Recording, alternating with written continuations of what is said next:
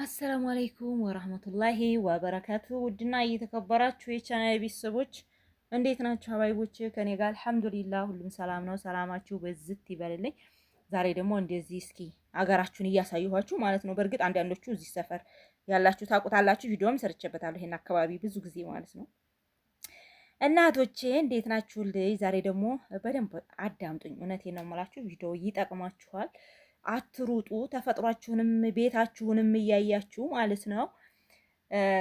አዳምጡኝ እህቶቼ፣ እውነቴን ነው የምላችሁና ብዙ እህቶች እንዲሁ ተስፋ ቆርጠው በአረብ ሀገር የሚኖሩ እህቶች አሉ ማለት ነው እህቶቼ። እና ደግሞ ተስፋ የሚቆርጡበት ብዙውን ወይ ተባሎቻቸው ወይም ደግሞ የናርጉልን ብለዋቸው ተቤተሰቦቻቸው ተስፋ ቆርጠው ቤት ስሩልን ቢሏቸው ያን የሚፈልጉትን ቤት አያደርጉላቸውም። ብዙዎች እህቶቼ፣ ብዙዎች ማለት ነው በብዙ ምክንያት በቃ ተስፋ ቆርጠው ዝም ብለው እየመሸ እየነጋ በቃ ጊዜያቸውን በሰው ኩሽና የሚያሳልፉ እህቶች አሉ ማለት ነው እህቶች። እና ይህንን ነገር እናንተ ነቃ ማለት አለባችሁ። ማንንም ማመን የለባችሁም ማለት በእርግጥ እኮ ምንም ቆይ ሰው ያለ ቤተሰብ አይኖርም አይደለም። ግን ቤተሰብ አድርጉልን ሲባሉ በተለይ ወንድሞች፣ እውነቴን ነው የምላችሁ፣ እኔ ወላሂ ነው የምላችሁ ወንድሞች ለምን ነው ከስንት አንድ ነው በቃ እህቱን የሚያስቅ በቃ ጥሩ ነገር አድርጎልኛል ወንድሜ ብለው የሚሉ ወላሂ በጣም ትንሾች ናቸው እህቶች። እና በብዙ ምክንያት በውስጥ መጥተው የሚዋሩኝ እህቶች የሚበደሉት አንደኛ በባል ነው፣ ሁለተኛ በወንድሞቻቸው ነው። እሺ እህቶች። እና በእርግጥ አባቴ እናቴ ይሄን አረጉኝ የሚባል ብዙ አይደለም።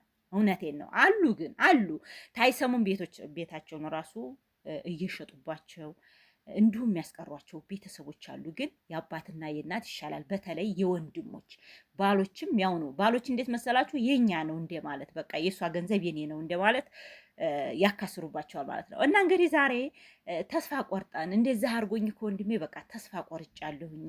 በተለይ ወንድሞች ማለት ነው። እውነት ወንድም እኮ መከታ ነው። ወንድም እኮ እህቱ ታላረገችለት ማንን ያደርግለታል? ገባችሁ? ማንም አያደርግለትም። ግን እሷ የሆነ ነገር እያደረገችለት ለእሷ ደግሞ ወይ ተባሏ ጋር ተጣልታ ይሆናል ወይ ተሌላ ሰው በቃ ነቅቼ በራሴ መኖር እችላለሁ በቃ ይሄን አድርግልኝ ወንድሜ ብለው ይሆናል ማለት ነው። የለም እዚህ ቦታ ላይ አሁን ደግሞ 100% ምንድን መሰላችሁ? በቃ በጉቦ ነው። በቃ ወንድሞች ምንድነው ይሄን ታላረግሽልኝ ይሄን አላረግልሽም። ገባችሁ?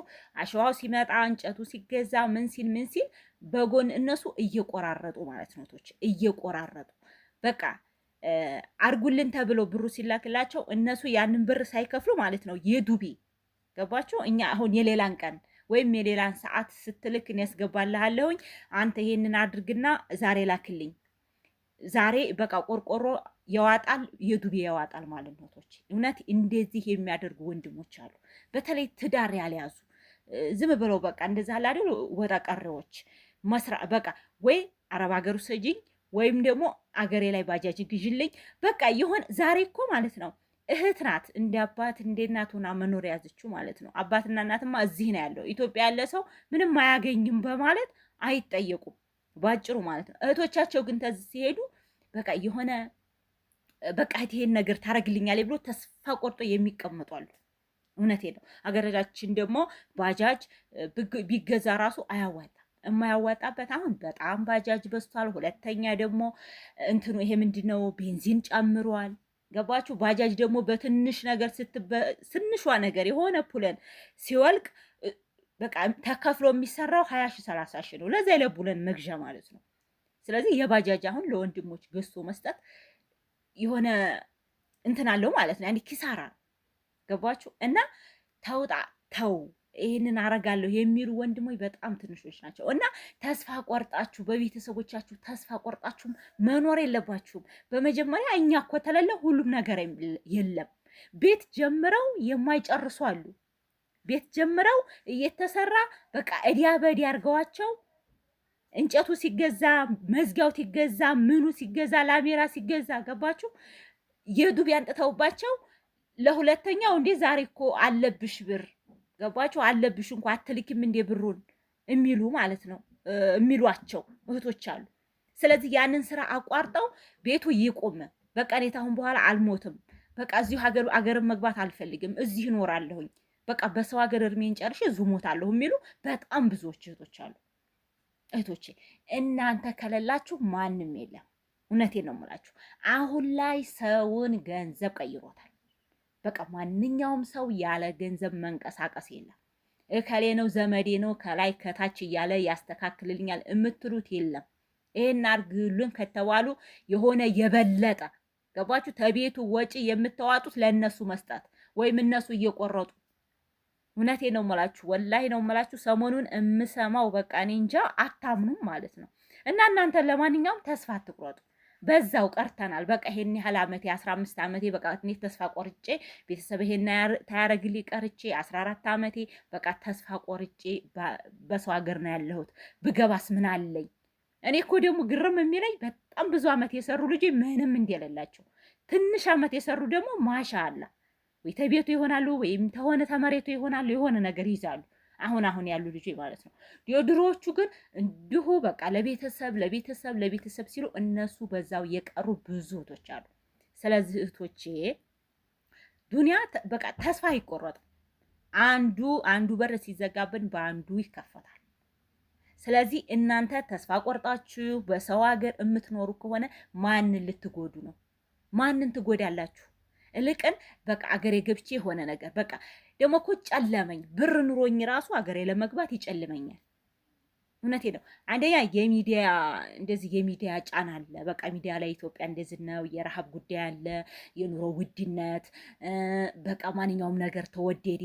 ቤት ለመስራት አሁን መስራት አንችልም፣ ብዙ ነገር። አንድ ሰው እኮ አያችሁት፣ ይሄ ቤት አንዱ ሰው ትልቅ ቤት ሰርቷል፣ አንዱ ደግሞ ትንሽ ቤት ሰርቷል አይደል? ሰው እንደ አሙነው እንጂ እንደ ጎረቤቱ ማድረግ አለበት እንደ ጎረቤቱ አይደለም። አንድ ሰው የሚኖረው እንደ ራሱ ነው። በተለይ ኢትዮጵያ ላይ ለመኖር ብልሃት ያስፈልጋል። ገንዘባችሁን እንዲሁ የምትጥሉት እውነቴ ነው ያለ አግባብ ወጭ። ዛሬ በቃ ይሄንን ማድረግ አለብኝ ብዬ ዛሬ ማድረገው ተሆነ ነገ የለኝም ማለት ነው። ስለዚህ ዛሬን ለነገ እያሰብኩኝ መኖር አለብኝ። ይሄንን ዛሬ አስቀምጬ ለነገ ማድረገው በቃ በቀላሉ ማለት ነው። ስለዚህ እህቶቼ እንዲሁ ተስፋ እየቆረጣችሁ ለምትቆዩ እህቶች ነው። እሺ በቃ አገራችሁ ገብታችሁ ወይም በደንብ ካላሰሩላችሁ ቤታችሁን ማለት ነው በቃ እናንተው መጥታችሁ ገንዘባችሁን ይዛችሁ መጥታችሁ ማሰራት ትመጡ። ደግሞ እኔ እኮ ደግሞ ቤተሰብ ሰርቶት ማለት ነው ብዙ እንትን የማይሉ ማለት ነው አስተካክለው የማይሰሩላቸው ቤቱን በቃ በ7 ዓመቴ በተጀመረ በ7 ዓመቱ አለቀ ቤቱ አለች አንዱ እህቴ ማለት ነው። በ7 ዓመቱ መጥቼ ኢትዮጵያ 14 ዓመቱ ሆኛል አለኝ። በ6ኛ ዓመቴ ጀምሬው በ14 ዓመቴ ብገባ ቤቱ ልክ እንደፈለኩት አይደለም፣ ጭራሽ በፎቶም እንደማየው አይደለም እህቴ። በቃ ወላሂ ነው የምላችሁ በጣም እኔ እንጃ እውነት የነሱን ራሱ መስማት ትሰማቸው እኮ ወላሂ በጣም ነው የሚያስለቅሰው እህቶች። እና እንደዚህ እያሰባችሁ ደግሞ ሰውን ብዙ ጊዜ አትመኑ። በተለይ ወላሂ ወንዶች እኔ እንጃ ምን እያሰቡ እንደሆነ። እንደዚሁ ደግሞ የባሎችም ጫና አለ። ባሎች በቃ የሚስቴ ገንዘብ የኔ ነው እያለ የሚያጠፉ በተለይ አረብ ሀገር ሂደው ያላዩት አገሩን ኑሮውን ያላዩት ወንዶች አሉ ማለት ነው። እና ይሄንን ነገር እናንተ ልብ ብላችሁ የሚሻለውን ነገር መምረጥ፣ እዛው ሂጄ ማሰራት እችላለሁ ወይ እዚሁ ሁኔ ወይ ጥሩ ቤተሰብ አለኝ ብላችሁ መምረጥ አለባችሁ። እና ሰላማችሁ ይብዛልኝ። አሰላሙ አለይኩም